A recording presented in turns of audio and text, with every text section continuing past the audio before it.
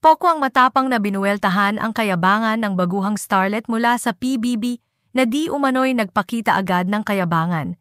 Be humble, wag muna magyabang, yan ang buwelta ni Pokwang kay Fiang. Alam mo, kahit ilang batch pa yan, walang makakatalo sa batch namin. Naging usap-usapan ang video ng baguhang starlet mula sa PBB na si Fiang, kung saan nagyabang daw ito di umano sa isang event, nito lamang nakaraang araw. Mayabang daw kasi nitong sinabi na, kahit ilang batch pa daw ng PBB ang dumating, wala daw makakatalo sa batch niya. Dagdag pa nito sa kanyang pagmamayabang.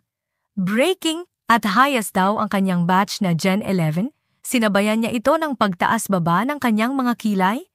Sabay tawa ng malakas, na tila ipinamukha sa mga tao na mas mataas siya. That's hello, Gen 11! Breaking! Highest! Hello! Matapang na sinupalpal ni Pokwang ang di umano kayabangan ni Fiang.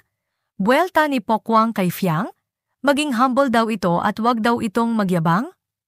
My God, iha, 21 taon na ako sa showbiz at ang sekreto be humble, iha. Yan muna ang pag-aralan.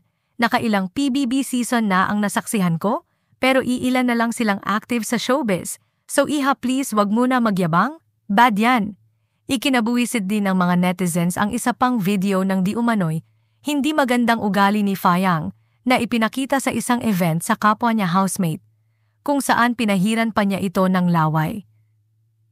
Labis itong ikinabahala ng mga netizens at kabilang dito si Pokwang sa hindi nagustuhan ang ugaling ipinakita ni Fiang.